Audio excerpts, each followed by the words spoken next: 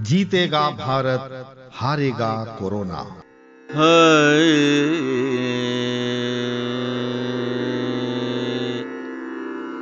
Corona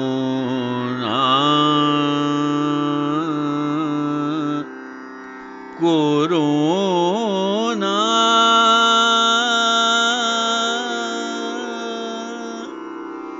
corona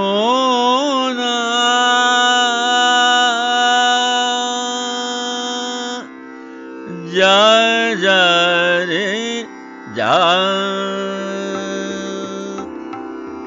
corona जा जा रे जा रे जा रे जा, कोरोना जा जा रे जा रे जा रे जा, कोरोना जा जा रे जा रे जा रे जा।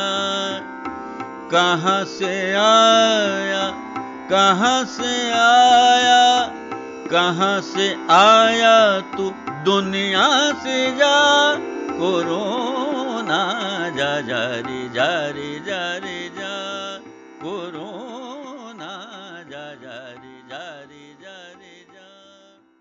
प्रस्तुत है कोरोना से संघर्ष पर केंद्रित आकाशवाणी गोरखपुर की ये प्रस्तुति। कहाँ से आया तू दुनिया से जा, कोरोना जा जा रे जा रे जा रे जा, कोरोना जा जा रे जा रे जा रे जा। श्रोताओं नमस्कार। कोरोना हारेगा, जीतेगा भारत। श्रोताओं, कोविड-19 के कारण हम जिस लॉकडाउन के स्थिति में अपने घरों में सीमित हो गए हैं, निश्चित रूप से यह हमारे लिए हितकर है और इसके माध्यम से न केवल हम इस महामारी से लड़ने में सक्षम हो रहे हैं, बल्कि अपने समाज के अन्य लोगों को भी इससे बचाव का एक सहारा प्रदान कर रहे हैं। लेकिन आवश्यकता इस बात की है कि हम इस लॉकडाउन से बिल्कुल भी घबराए नहीं, बिल्कुल भी निराश न हो, अपने अंदर मानसिक मजबूती बनाए रखें और अपने आप को निरंतर रचनात्मक कार्यों में संलग्न रखें। रचनात्मक कार्यों का सबसे अच्छा साधन साहित्य सेवा है। साहित्य पढ़ना भी एक प्रकार से साहित्य की सेवा ही है। साहित्य पढ़ें। अगर आपके अंदर कुछ भावनाएं उत्पन्न होती हैं, ऐसी भावनाएं जिन्हें आप दूसरों के समक्ष पहुंचाना चाहते हैं, दूसरों के समक्ष व्यक्त करना चाहते हैं, तो अवश्य उन्हें कलमबद्ध करें, उन्हें अपनी लेखनी से एक कहानी का, कविता का या लेख का रूप प्रदान करें, ताकि उन भावनाओं से दूसरे भी लाभान्वित हो सके। आज के इस कार्यक्रम में हम साहित्य को लॉकडाउन में किस प्रकार से अपना संबल बनाया जा सकता है, इसी परिप्रेक्ष्य में हिंदी और भोजपुरी के वरिष्ठ साहित्यकार डॉक्टर रामदेव शुक्ल से एक बातचीत आपको सुनवाएंगे। साथ ही साथ एक लोकगीत हम सुनाएंगे। आज के कलाकार होंगे नियामत अली और साथी। ये तो होंगे आपके मनोरंजन के लिए, लेकिन कार्यक्रम के आरंभ में आइए सुनते हैं डॉक्टर अनामिका श्रीवास्तव की कुछ काव्य रचनाएं। डॉक्टर अनामिका ने अपनी इन कविताओं में कोरोना के प्रति अपनी संवेदना व्यक्त की है। आइए सुनते हैं।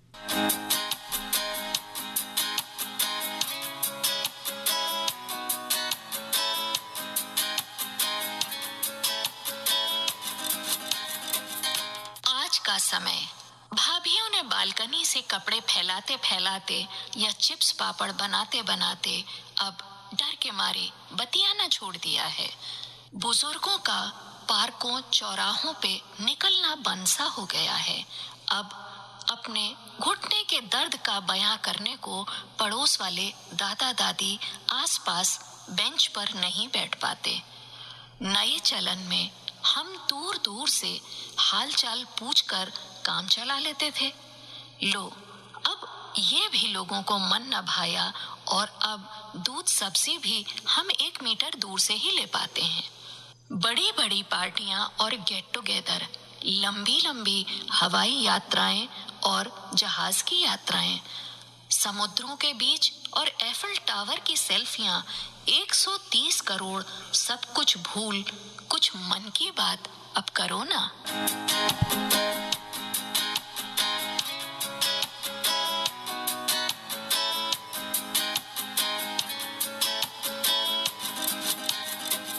ये सन्नाटा, शमशान तेरी खामोशी क्यों नहीं जाती।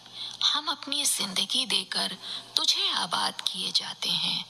क्या हो गया है ए खुदा तुझको, क्या हो गया है ए खुदा तुझको। शमशान आबाद हुए जा रहे हैं और दुनिया खामोशी का जामा पहन आंखें मूंद रही है। रुक गई है दुनिया की रफ्तार, रुक गई है दुनिया की रफ्तार। इंसान इंसान को सुबह से यूं ताक रहा है, डरा हुआ है कि सामने वाला न जाने कब जल्लाद बन जाए। कोरोना का फंदा लिए घूम रहा है हर शख्स, बेजार, हलकान, और पूछ रहा है खुद से, दुनिया बनाने वाले तूने काहे को दुनिया बनाई। हमारे वक्त में खो जाएंगे न जाने कितने माटी के पुतले, और एक बार फिर याद आएंगे जयशंकर, प्रलय की सी आंच में जल प्लावन और ताकते हुए मनु और शत्रुपा।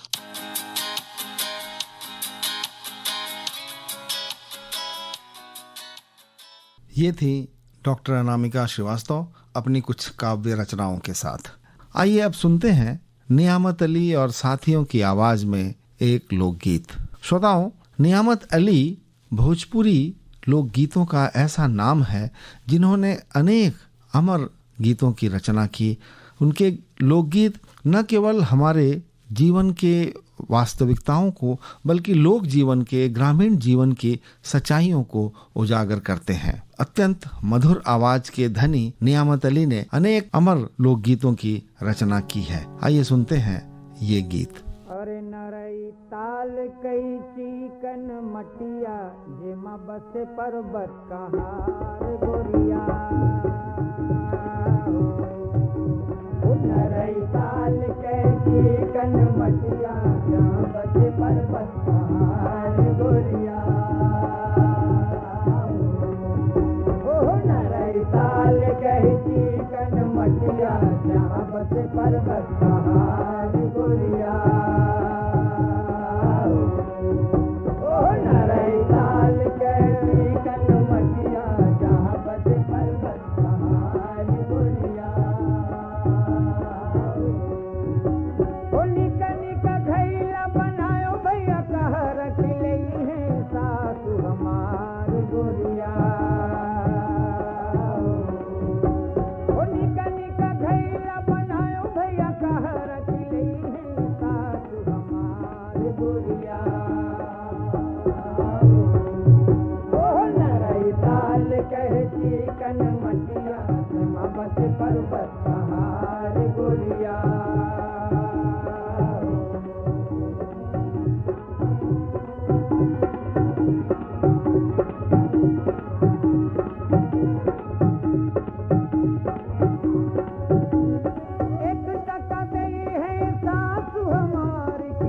टका देबै चुराई गोरिया।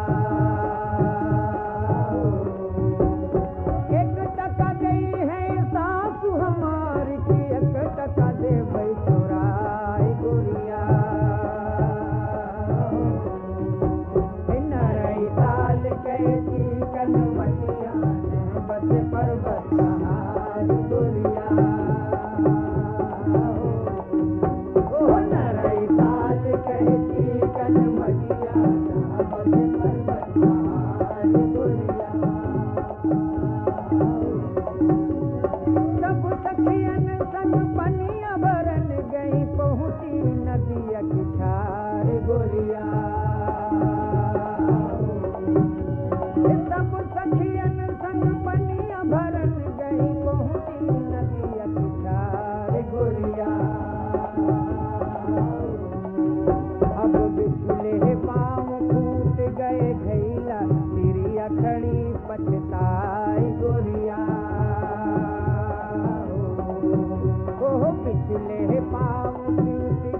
खैला तिरिया खड़ी पछताई गोरिया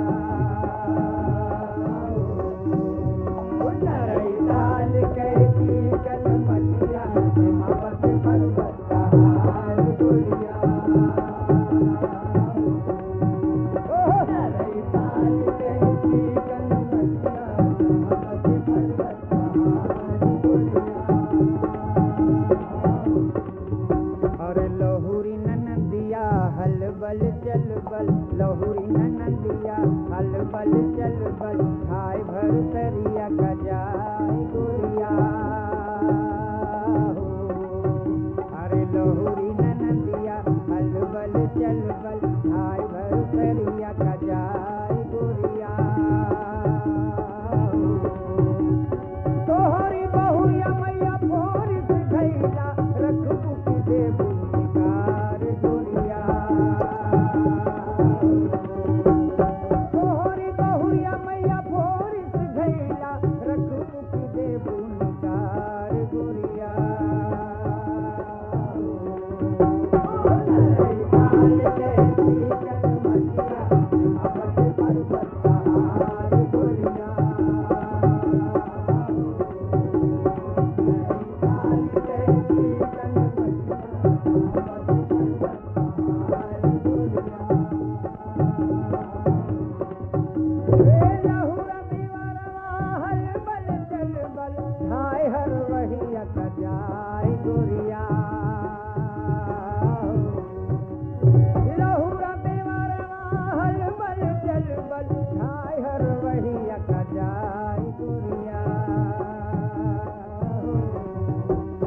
तोहरी तिरिया भैया पोरिस खैला तोहरी तिरिया भैया पोरिस खैला रखबो की देबो निकार गोरिया ओ नरई दाल कैसी कल मटिया हिमावत पर्वत पहाड़ गोरिया ओ नरई दाल कैसी कल मटिया हिमावत पर्वत पहाड़ गोरिया तेरे भैया के नतवाया है नहीं मरते हो तुम का पैनमा घुमाई गोरिया ओ भैया के नतवाया है नहीं मरते हो तुम का पैनमा घुमाई गोरिया हरा ज्योति आए दुधारी गोरी आए बैठे हैं मुँह लटकाए गोरिया हरा ज्योति आए दुधारी गोरी आए बैठे हैं मुँह लटकाए गोरिया खाओ न भैया दूधवा भतवा करबे तोर दूसरा बियाह गोरिया खाओ न भैया दूधवा भतवा करबे तोर दूसरा बियाह गोरिया ओ नरई दाल कैसी कल मटिया हिमावत पर्वत पहाड़ गोरिया ओ नरई दाल कैसी कल मटिया हिमावत पर्वत पहाड़ गोरिया। इस लोकगीत के पश्चात आइए सुनते हैं डॉक्टर रामदेव शुक्ल से टेलीफोन पर की गई इस बातचीत को। श्रोताओं नमस्कार। इस समय कोविड जनित लॉकडाउन में हम सभी अपने अपने घरों में हैं और घरों से ही अपने दैनिक कार्य पूरे कर रहे हैं। इस अवस्था में जो एकाकीपन हमें महसूस हो रहा है उसका सामना करने के लिए साहित्य से बेहतर कुछ भी नहीं है। साहित्य किस प्रकार हमारे इस एकाकीपन को दूर करने में सहयोगी है, किस प्रकार से हम कुछ इसमें रचनात्मक हो जाते हैं, किस प्रकार से सकारात्मक रुख अपनाया जाए, ये साहित्य से हमें बहुत कुछ समझने को मिलता है। ऐसे में एक वरिष्ठ साहित्यकार की क्या दिनचर्या है, किस प्रकार से वो अपने आप को साहित्य में रमाए हुए हैं और इस लॉकडाउन के दौरान उनके किस प्रकार से क्या हमें भविष्य में मिलने वाला है, आइए जानने का प्रयास करते हैं। हिंदी साहित्य के प्रसिद्ध साहित्यकार डॉक्टर रामदेव शुक्ल से। आपने न केवल हिंदी साहित्य में बल्कि भोजपुरी साहित्य को भी अपनी कहानियों से, अपने आलोचनाओं से, अपने लेखों से और तमाम प्रकार के पुस्तकों से इतना समृद्ध किया है कि आज हम उनके बहुत बहुत आभारी हैं। आज हमारा सौभाग्य है कि हम इस लॉकडाउन की अवधि में उनसे टेलीफोन लाइन पर बातचीत कर रहे हैं। सर, आपका बहुत बहुत स्वागत है। सर, सबसे पहले तो हम ये जानने का प्रयास करेंगे कि लॉकडाउन में किस प्रकार से साहित्य हमारे लिए सहायक सिद्ध हो सकता है। मैं अपने अनुभव से ही बताता हूँ आपको कि इसमें सबसे ज्यादा सहायक मेरे लिए बना है साहित्य। साहित्य का लेखन भी और साहित्य का पठन भी। मैंने इस बीच में वो किताबें पढ़ डाली हैं जो बहुत दिन से हमारी लाइब्रेरी में रखी हुई थी और पढ़ने का मौका नहीं मिला, तो कुछ को दोबारा पढ़ लिया, कुछ को पहली बार पढ़ा, और अपना कॉलम में जो लिखता हूँ वो लिखता ही रहा हूँ। जी जी। तो मेरे लिए तो साहित्य ने इस अवसर को, जो लोगों के लिए डरावना अवसर बना हुआ है, मेरे लिए तो बहुत वो सर्जनात्मक बन गया है। जी जी जी। तो मेरा तो ऐसे ही दिन बीतता है। जहाँ तक परिवार का सवाल है, परिवार के लोग भी अपने अपने ढंग से व्यस्त हैं। बच्चे विश्वविद्यालय जाने वाले या कॉलेज जाने वाले बच्चे अब घर पर हैं, वो भी कुछ मेरी प्रेरणा से पढ़ते हैं, कुछ अपनी प्रेरणा से पढ़ते हैं। एक हमारे पुत्र पत्रकार हैं, वो जाते हैं, उनको निकलना होता है जी। और इसमें जैसे लोगों के लिए ये बड़ा बोझ बना हुआ है कि कैसे करें। मेरे लिए तो ये बहुत ही ठीक ठाक अवसर। वैसे भी मैं बहुत नहीं निकलता था जी जी। और अब निकलने की कोई जरूरत नहीं है। और एक बचाव और भी हो गया है कि जो तथाकथित साहित्यकार लोगों का बना रहता था आग्रह दुराग्रह, उससे भी वंचित हूँ। जी जी। नहीं नहीं, और जो मिलने जुलने वालों की संख्या भी कम हो गई होगी, इस समय घर कोई आता नहीं होगा, तो निश्चित रूप से ये एकांतवास पूरी तरह से आपके लिए सहायक साबित हो रहा होगा। तो मैं लगातार लिख रहा हूँ। जी जी जी। और जहाँ तक इसका संदर्भ है कि देखिए, जैसे दो तरह का समय चलता है यूरोप से आया हुआ, जिससे हम लोग प्रभावित हैं, ईसा से पहले और ईसा के बाद। जी जी। अब इस कोरोना पैंडेमिक के बाद अब समय चलेगा कोरोना के पहले और कोरोना के बाद। जी जी जी जी। बीसी और एडी का जो कॉन्सेप्ट है। जी, जी, तो ये कोरोना के पहले एक जो चीज मैं देख रहा हूँ, जिसे हर आदमी को देखना और सोचना चाहिए, कि जैसे ये सोचता है सामान्य आदमी की लॉकडाउन खत्म हो जाएगा तो हम बिल्कुल पहले जैसी दिनचर्या में आ जाएंगे। जी जी। ये बिल्कुल गलत बात है। पहले जैसी दिनचर्या में आ जाएंगे तो फिर वही होगा जो अभी हो रहा है। इसलिए कोरोना के बाद का जो समय होगा वो बिल्कुल नए ढंग का समय होगा, और उस नए ढंग में हम सीखेंगे कि किस तरह हमें एक दूसरे के महत्व को समझना चाहिए, और इसके बावजूद एक दूसरे के साथ जो अंतःक्रिया है, जो इंटरेक्शन है, उसको बचा के करना है। जी।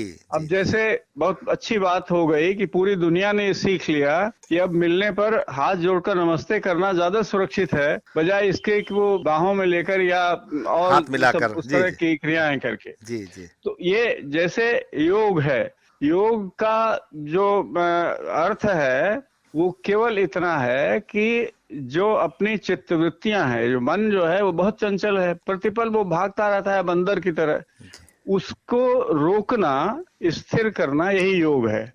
और इसलिए इस समय का उपयोग बहुत अच्छी तरह कर सकता है कोई आदमी चाहे तो। योग के लिए कोई बहुत कठिन काम नहीं है। जी जी। बहुत सामान्य है उसकी प्रक्रियाएं, कहीं से भी सीख सकता है आदमी। और उससे लाभ जो होता है वो ये होता है कि जो चित्तवृत्ति भागती रहती है पल पल, वो योग से स्थिर होती है। योगस् चित्तवृत्ति निरोधः, चित्तवृत्ति का निरोध है योग।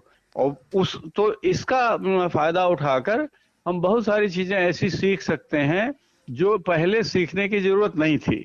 जैसे कोरोना क्यों हुआ, हमने प्रकृति को बराबर नष्ट किया है। हमने पेड़ काटे हैं, हमने नदियों का में सिल्ट भर जाने दिया है, हमने खेतों में इतने तरह के खाद और इतने तरह के डिटर्जेंट डाल दिए हैं कि भूमि की उर्वरा शक्ति क्षरित हुई है। तो ये सारी चीजें सीख करके हमें नए सिरे से पोस्ट कोरोना का जो जीवन होगा वो ऐसा होगा कि जिसमें ये सब चीजें आए, इसका खतरा टल जाएगा। जी। जैसे एक चीज आप सुनते होंगे कि जलंधर जैसा शहर जो भयानक धुएं से और पेट्रोल गैस से भरा रहता था, वहां से कुल 250 किलोमीटर वाले धौलाधार पर्वत है, अब एकदम साफ दिखाई देने लगा है। जी, जी, आसमान बहुत साफ हो गया है। जो चिड़िया जो बोलने में सहमती थी अब खुल के बोलने लगी हैं। तो बहुत सारा ऐसा हुआ है, जो हुआ तो है इस वजह से कि अब गाड़ियां रोज नहीं चल रही हैं, अब वो डीजल का धुआं नहीं उड़ रहा है, वगैरह वगैरह। कल कारखाने बंद हैं। ये चीजें दोबारा न हो, ये हमको इस महामारी से सीख लेना पड़ेगा। और अगर नहीं सीखेंगे तो ये जो पर्यावरण का प्रभाव है, ये फिर अगर वही हो गया तो तब तो इसका कोई मतलब नहीं हुआ। ये मान लेंगे कि हमने कुछ सीखा ही नहीं इससे। जी जी सर, निश्चित रूप से मनुष्य ने बहुत कुछ सीखने का प्रयास किया होगा अपने प्रगति पथ के इन उतार चढ़ावों से।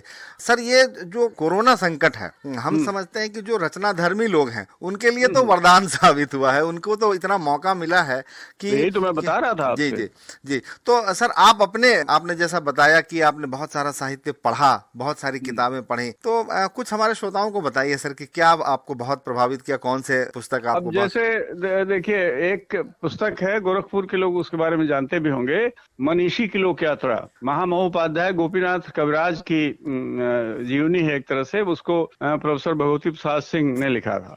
कई बार मैं पढ़ चुका था, लेकिन वो ऐसी पुस्तक है कि बार बार उसको पढ़ा जाना चाहिए। अभी मैंने एक बार फिर उसको पढ़ा है। गीता के अनेक संस्करण हैं जिनको मैं तुलना करते हुए पढ़ता हूँ, रोज ही पढ़ता हूँ। एक आध उपन्यास जैसे बहुत दिन से पढ़े हुए थे, उनको नहीं पढ़ा था, उनको निकाल के पढ़ा मैंने। और जो अपने कॉलम लिखता हूँ उनको देख ही रहा हूँ। जी जी जी। तो जो अपनी मेरी अभी एक किताब पूरी हुई है, जो इसी कोरोना की वजह से अब तक उसका लोकार्पण हो गया होता, ये धरीक्षण मिश्र का नाम आपने सुना होगा, उनके जीवन को लेकर उपन्यास लिखा है मैंने। वो पूरा हो गया है, लेकिन अब वो इसकी वजह से रुका है। तो इस तरह है।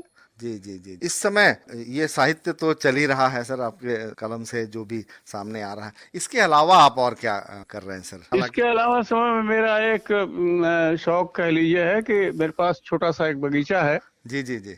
एक फलों का बगीचा भी है पीछे की तरफ, और आगे हमारे लान के साथ फूलों के पौधे हैं। जी जी। तो मैं कम से कम 15 मिनट, 20 मिनट, आधा घंटा, कभी 1 घंटा उनमें कुछ खुरपी लेके कैंची लेके कुछ करता रहता हूँ।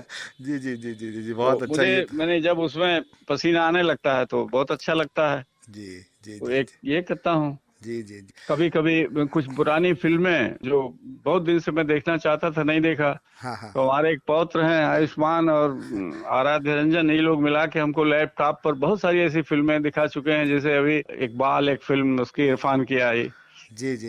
एक धर्म पिक्चर दिखाई थी पंकज कपूर की। जी जी। मैंने इस तरह की बहुत सारी फिल्में हैं जो हमको वो दिखा देते हैं सब रात रात को, जब उनको मौका मिलता है। जी जी। जहाँ उनकी व्यस्तता भी रहती होगी, उसमें जब उनको मौका मिले तो वो यही कहता हूँ कि तुम जब अपने उससे खाली हो जाओ तो तब मुझे मेरा समय, तो जैसे 10 बजे सोने का होता है तो मैं कहता हूँ आधा घंटा हमको वो दिखा दो, फिर उसके बाद दूसरे दिन देखते हैं। जी जी जी जी जी। तो बहुत बढ़िया, ये सब है। जी जी जी जी। और लाइब्रेरी तो हमारी आपने देखी होगी कि जिसमें किसी के भी बैठने की वहाँ गुंजाइश है। बहुत सारी किताबें। जी जी। गांधी वाङ्मय के बहुत सारे, वो इतना ज्यादा है कि उसमें कुछ जो पढ़ने का रह गया है वो धीरे धीरे वहीं पढ़ता हूँ। हाँ हाँ हाँ। सर, हम इससे पहले की बातचीत खत्म करें अपनी, हम चाहेंगे सर कि आप अपने पसंद का कोई अगर छोटा सा कोई भी साहित्यिक कोई टुकड़ा, चाहे वो कोई कहानी का हो, कोई उपन्यास का हो, या किसी कविता का हो, जो आपको बहुत प्रभावित करती है, बहुत प्रेरित करती है, उसकी कुछ पंक्तियां हमारे श्रोताओं को सुना दें सर। अब उसके लिए तो मुझे किताब टेक्स्ट देखना पड़ेगा ना, लेकिन मैं आपको एक ऐसी कहानी के बारे में बता रहा हूँ। जी जी। चंद्रधर शर्मा गुलेरी की सबसे प्रसिद्ध कहानी तो उसने कहा था। जी जी। लेकिन उनकी 2 और कहानियां हैं जो बहुत प्रसिद्ध हैं, और उतनी नहीं लेकिन फिर भी हैं, बुद्धू का कांटा और सुखी जीवन। जी। ये साहित्य के लोग इसको जानते हैं। हाँ हाँ हाँ। अभी मैंने 1-1.5 वर्ष पहले उनकी रचनावली में एक उनकी छोटी कहानी पढ़ी, आधे पेज की भी नहीं है वो। हाँ हाँ हाँ। और उस कहानी में एक 8वें दर्जे में पढ़ने वाले बच्चे की बात कही गई है। जी। उसमें प्रथम पुरुष में जो नरेटर है वो कहता है कि मैं उनके घर गया और उस 8 वर्ष के बच्चे को तमाम सब शास्त्र का ज्ञान, गीता और धर्मशास्त्र और क्या क्या कंठ था, और उनके हमारे मित्र ने कहा कि बेटा इनको सुनाओ, और वो घंटों मुझे गीता और धर्म के आख्यान और बहुत सारी ज्ञान की बातें सुनाता रहा। और मैं बिल्कुल चकित था कि इस उम्र में ये लड़का इतना ज्ञानी कैसे हो गया। जी जी। तो अब देखिए जरा इसको, तो नरेटर ये कहते हैं कि फिर मैंने उससे एक सवाल पूछा कि बेटा मैं तुम्हारी इस प्रतिभा से बहुत प्रसन्न हूं, मैं तुमको कुछ देना चाहता हूं, तुम क्या लेना चाहोगे? बिल्कुल जो चीज तुमको अच्छी लगती हो उसको बताओ। एकदम से उसके मुंह से निकला लड्डू। हाँ। तो उसके बाद निष्कर्ष उनका यह है कि उसको माता पिता ने बड़ा ज्ञानी बना दिया, लेकिन जो उसकी सहज प्रवृत्ति है उस उम्र के अनुकूल उसकी ओर उसका प्रलोभन दमित रह गया था। हाँ। वो वासना ही रह, क्योंकि वो तो उसको तो पंडित बना दिया गया था उसी उम्र में। जी जी जी। तो इसीलिए परीक्षा के लिए मैंने पूछा कि तुमको क्या चाहिए, तो उसके मुंह से एकदम निकला लड्डू। क्या बात है जी। ये कहानी। क्या बात है, क्या बात है। यानी कि ये मानव मन की ऐसी व्यथा होगी बेचारे की कि लड्डू मिलता नहीं होगा और पढ़ने के लिए शास्त्र मिलते होंगे। तो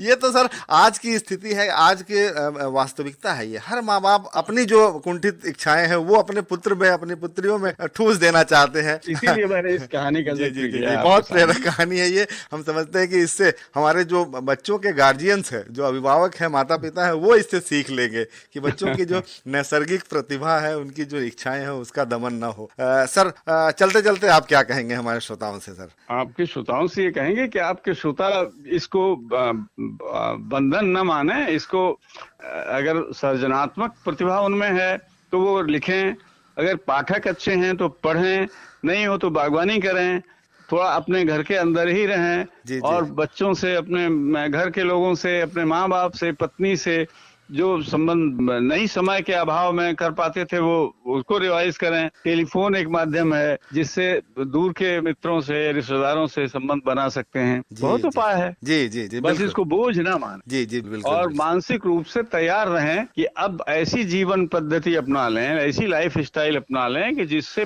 फिर ऐसा इकोलॉजिकल संकट न आने पावे। जी जी सर, आपने हमसे बातचीत की, हमारे श्रोताओं से, आपका बहुत बहुत धन्यवाद। डॉक्टर रामदेव शुक्ल से की गई इस टेलीफोनिक बातचीत के साथ ही आज का कार्यक्रम यही संपन्न होता है। कल हम पुनः एक नए अंक के साथ उपस्थित होंगे। तब तक के लिए ब्रजेंद्र नारायण को अनुमति दें। नमस्कार। कोरोना जा जा रे जा रे जा रे जा, कोरोना जा जा रे जा रे जा रे जा, कहाँ से आया, कहाँ से आया, कहाँ से आया तू दुनिया से जा, कोरोना जा जा रे जा रे जा रे जा, कोरोना जा जा रे जा रे जा रे।